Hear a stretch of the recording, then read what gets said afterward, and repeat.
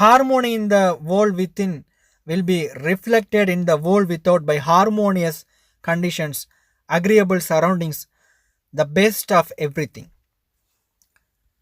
So இந்த harmony in the world within will be reflected in the world without.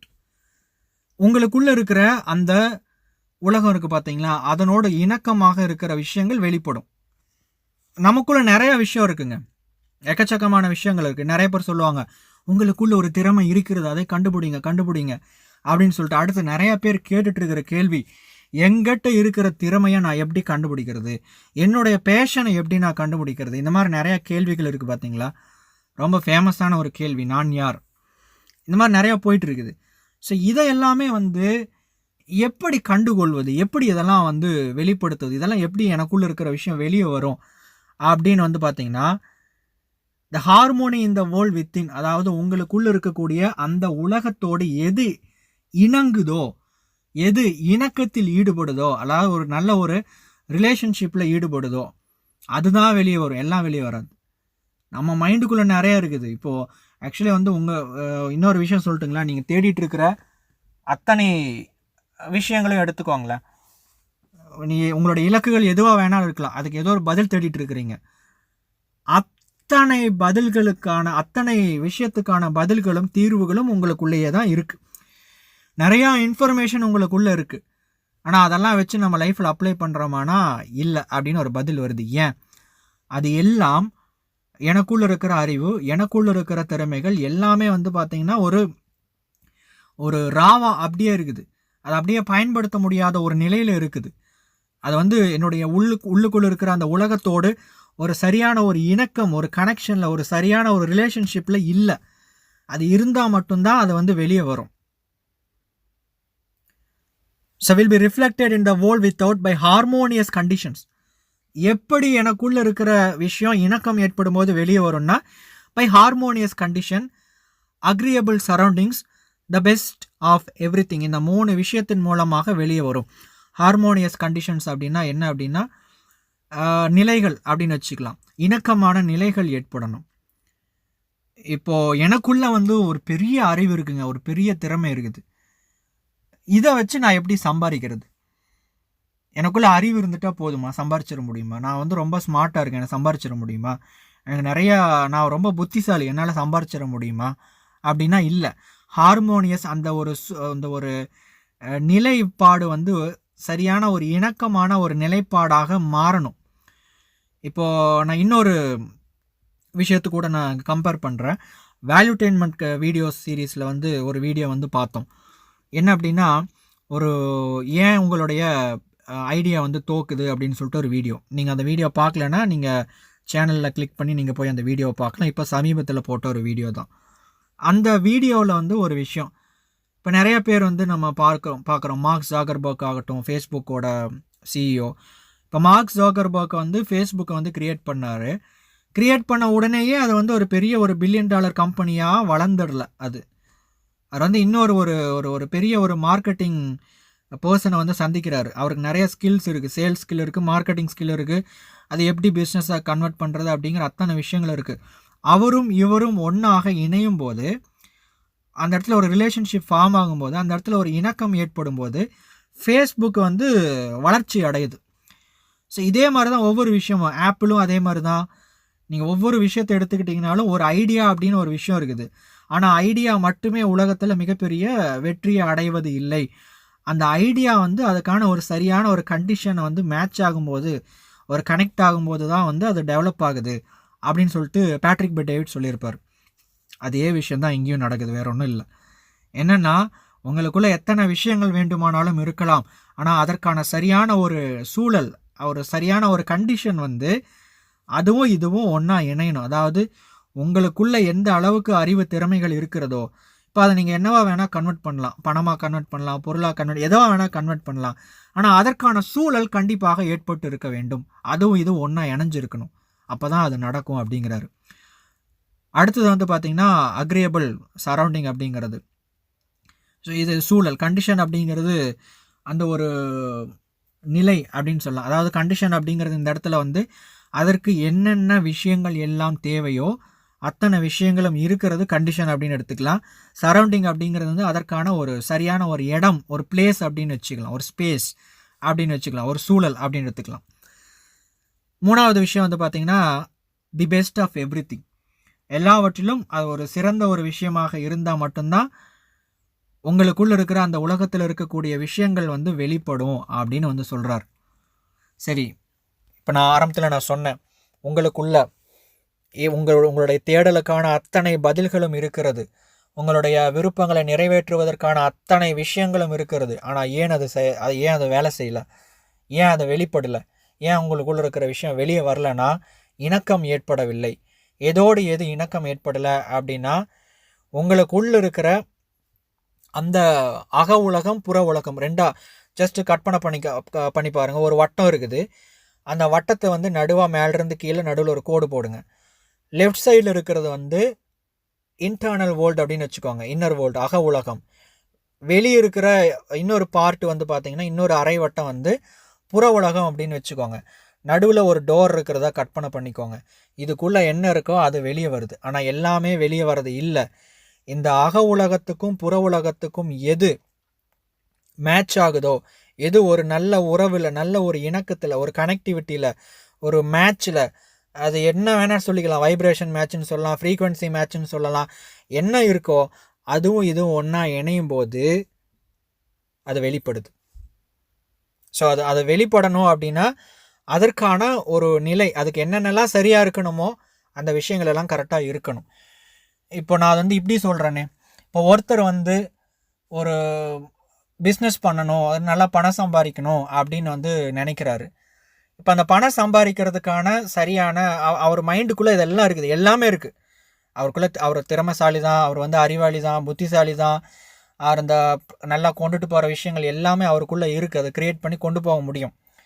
ஆனால் எப்போ அவர் வந்து அவருக்குள்ளே இருக்கிற அந்த விஷயங்கள் வெளிப்படும், எப்போ வந்து அவர் சக்ஸஸ்ஃபுல்லான ஒரு ஒரு ஒரு பிஸ்னஸ் மேனாக வருவார் அப்படின்னு வந்து பார்த்திங்கன்னா ஒரு இணக்கம் ஏற்பட வேண்டும். அந்த இணக்கம் என்னன்னு வந்து பார்த்திங்கன்னா நம்பர் 1 ஹார்மோனியஸ் கண்டிஷன். உள்ளுக்குள்ளே என்ன திறமைகள் இருக்கோ, என்ன அறிவு புத்திசாலித்தனம் இருக்குதோ அதுக்கு ஏற்ற ஒரு கண்டிஷன், அதுக்கு என்னென்னலாம் இருக்கணுமோ அதெல்லாம் இருக்கணும். அதாவது அதை இந்த உலகத்தில் வெளிப்படுத்தக்கூடிய டேலண்ட்டு, அதுக்கப்புறம் வந்து திறமை இருக்கணும், ஸ்கில்ஸ் இருக்கணும், இந்த மாதிரி நிறையா விஷயங்கள் இருக்கணும். ரெண்டாவது விஷயம் வந்து பார்த்திங்கன்னா சரௌண்டிங், சரியான ஒரு இடம் இருக்கணும். ஸோ இன்னொரு புத்தகத்தில் நம்ம பார்த்தோம், இது பிஸ்னஸ் ரிலேட்டட் புக்கில் பார்த்தோம், தங்க விதிகள் 20 அப்படிங்கிற ஒரு புத்தகத்தினுடைய கோல்டன் ரூல் ஆஃப் மணி அப்படின்னு சொல்லிட்டு ஒரு கான்செப்டில் வந்து பார்த்தோம், ஒரு பழைய புத்தக சுருக்கம். ஸோ அதில் வந்து பார்த்திங்கன்னா ஒரு பிஸ்னஸுக்கு வந்து சரியான ஸ்பேஸ், சரியான ஒரு இடம் அப்படிங்கிறது வந்து ரொம்ப முக்கியமானது அப்படின்னு சொல்லிட்டு அந்த ஆத்தர் சொல்லியிருப்பார். அப்போ எதுவுமே வந்து சரியான ஒரு ஒரு சரௌண்டிங்கில் வந்து வெளிப்படணும், அதுக்கு வந்து அந்த சூழல் வந்து சரியான ஒரு சூழலாக உருவாக்கப்பட வேண்டும். இப்போ நான் வந்து ஒரு விஷயத்தை வெளிப்படுத்தணும் அப்படின்னா நான் சரியான ஒரு சூழலை வந்து நான் இது பண்ணணும். இப்போ வந்து ஆக்சுவலி ஒரு நண்பர் ஒரு ஆடியோ மெசேஜில் வந்து பகிர்ந்துக்கிட்டார், என்ன அப்படின்னா விபாசனா கான்செப்டை பற்றி. விபாசனா ஆனந்த் அவருடைய பேர். ஸோ அவர் என்ன சொன்னார் அப்படின்னா, அவர் ரொம்ப நாளாக வந்து விபாசனா தியானம் பண்ணணும் அப்படின்னு சொல்லிட்டு வீட்லேயே வந்து ட்ரை பண்ணிட்டே இருந்தாராம். அந்த ஒரு விஷயம் வந்து அவருக்கு வரவே இல்லையா, அந்த தியான முறையை வரவே இல்லையா. அப்போ ஒருத்தர்கிட்ட கேட்கும்போது சொன்னாராம், நீங்கள் வந்து அதற்கான சூழல் இல்லாததுனால தான் உங்களுக்கு அது வரது இல்லை, மனசை வந்து நீங்கள் வந்து வேலை வாங்க கற்றுக்கொள்ள வேண்டும். அப்போ நீங்கள் என்ன பண்ணலான்னா விபாசனா சென்டருக்கு போய் லேர்ன் பண்ணிக்கோங்க அப்படின்னு சொல்கிறாங்க. இவர் சென்டருக்கு போகிறாரு. அங்கே போனதுக்கப்புறம் இவர் வந்து தியானம் பழக ஆரம்பிச்சிட்டார், விபாசனா வந்து பழக ஆரம்பிச்சிட்டார்.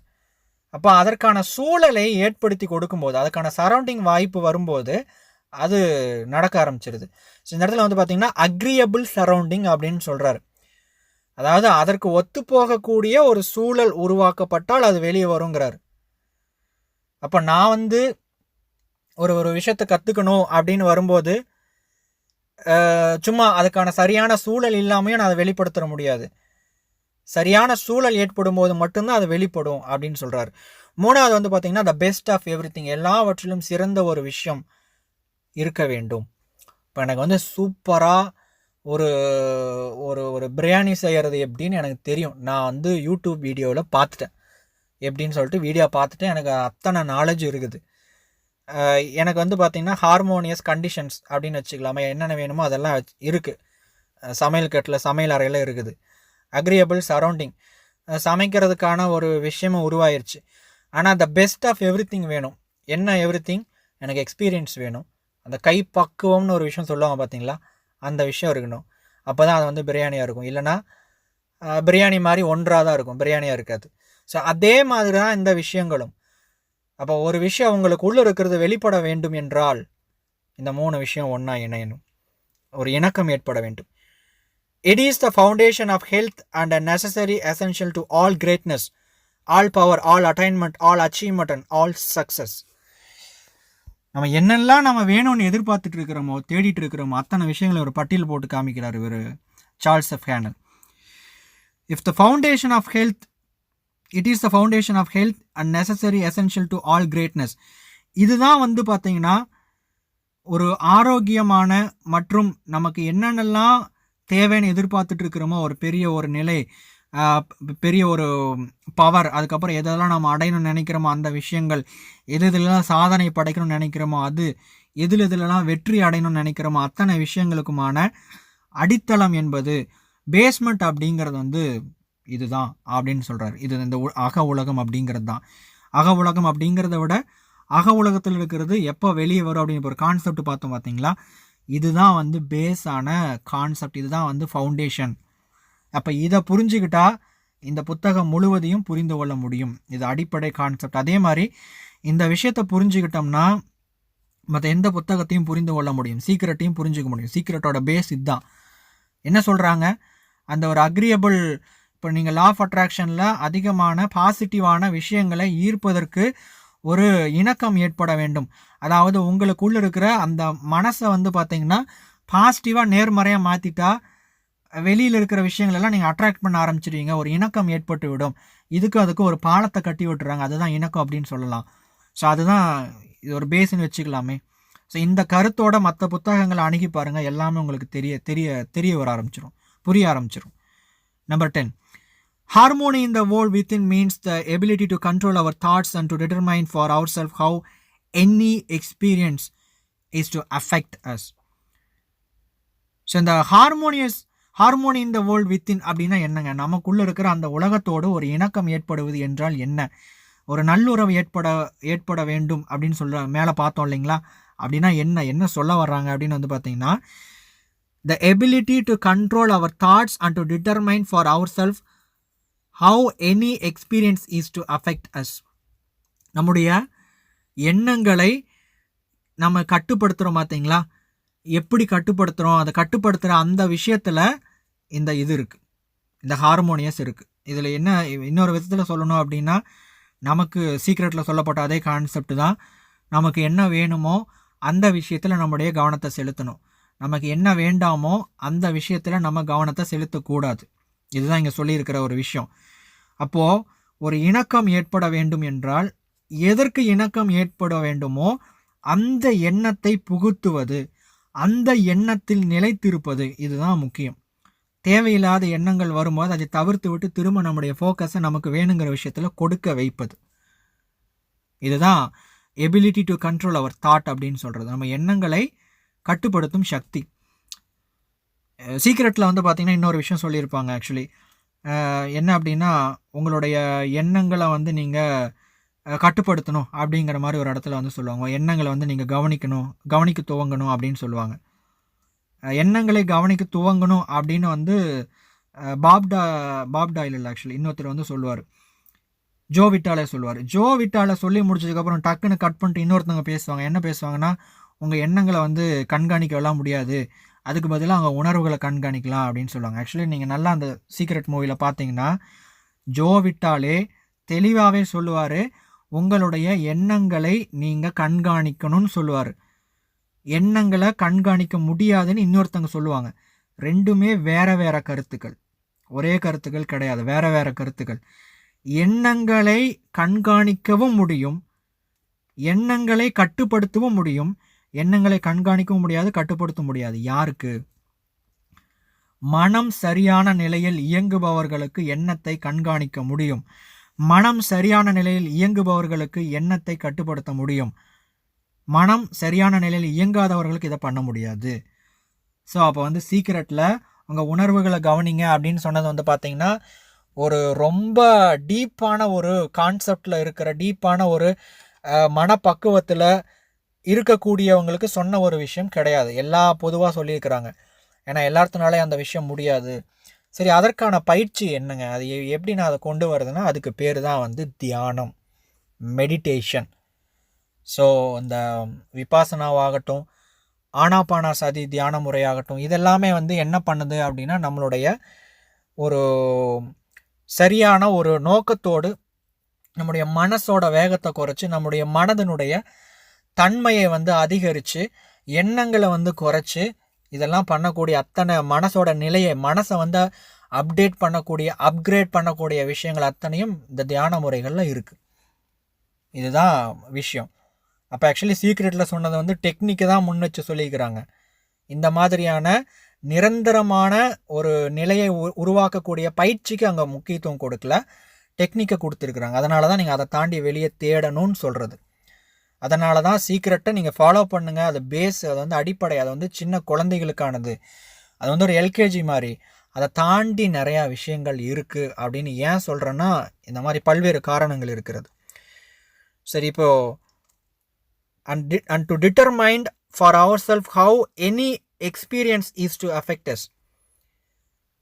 ஒவ்வொரு எக்ஸ்பீரியன்ஸை எப்படி நம்மளை அஃபெக்ட் பண்ணுது அப்படிங்கிற ஒரு விஷயத்தை டிட்டர்மைன் பண்ணிக்கிறது, அதாவது தீர்மானிக்கிற ஒரு தன்மை இருக்குது பார்த்தீங்களா. நெகட்டிவாக இருந்தாலும் சரி, பாசிட்டிவாக இருந்தாலும் சரி. ஆக்சுவலி வந்து இந்த நெகட்டிவ் பாசிட்டிவ் ஒரு நெகட்டிவான ஒரு இன்சிடெண்ட் நடக்குது, ஒரு எக்ஸ்பீரியன்ஸ் நம்ம நடக்குது, அதை நம்ம வந்து ஃபீல் பண்ணுறோம், எக்ஸ்பீரியன்ஸ் பண்ணுறோம். அதுக்கப்புறம் தான் நமக்கு ஒரு விஷயம் தோணும். என்ன தோணும் அப்படின்னா, ஒரு தோல்வி அப்படிங்கிற ஒரு விஷயத்தை தழுவுனதுக்கு அப்புறம் தான் எனக்கு ஒரு பெரிய வெற்றி வேணும் அப்படிங்கிற ஒரு ஆசை வரும். இந்த மீசை முருகு படத்தில் ஒரு டயலாக் வரும். என்ன டயலாக் அப்படின்னா, தோத்தா ஜெயிக்கணும்னு மட்டும்தான் தோணும், அவமானப்பட்டா சாதிக்கணும்னு வெறி வரும் அப்படின்னு வந்து சொல்கிற மாதிரி ஒரு டயலாக் வரும். அந்த கிட்டத்தட்ட அந்த மாதிரியான ஒரு விஷயம்னு கூட வச்சுக்கலாம். ஸோ அதை நம்ம டிட்டர்மைன் பண்ணக்கூடிய அந்த விஷயங்கள் இது எல்லாமே வந்து பார்த்திங்கன்னா இதுதான் நம்ம அந்த ஒரு உள்ளுக்குள்ளே இருக்கிற அந்த உலகத்தோடு ஒரு இணக்கத்தை ஏற்படுத்தக்கூடியது அப்படின்னு அர்த்தம் அப்படின்னு எடுத்துக்கலாம். Number 11, harmony in the world within results in optimism and affluence. Affluence within result in affluence without. So harmony in the world within result in optimism and affluence.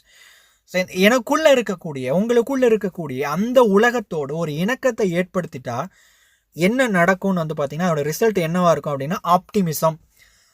So what is mean by ஆப்டிமிசம்னா என்ன அப்படின்னு வந்து பார்த்திங்கன்னா என்னை பொறுத்த வரைக்கும் இதுதான் வந்து ஆக்சுவலான ஒரு பாசிட்டிவ் திங்கிங் அப்படின்னு சொல்லலாம். ஸோ ஒரு பாசிட்டிவாக ஒரு தன்னம்பிக்கையோட ஒரு நம்பிக்கையோட எதிர்காலத்தை குறித்த ஒரு வெற்றியோட ஒவ்வொரு விஷயத்தையும் அணுகக்கூடிய ஒரு மனநிலைக்கு பேர் தான் வந்து ஆப்டிமிசம் அப்படிங்கிறது. இது பாசிட்டிவ் திங்கிங் தான், நேர்மறையான மனப்பான்மை அப்படிங்கிறது.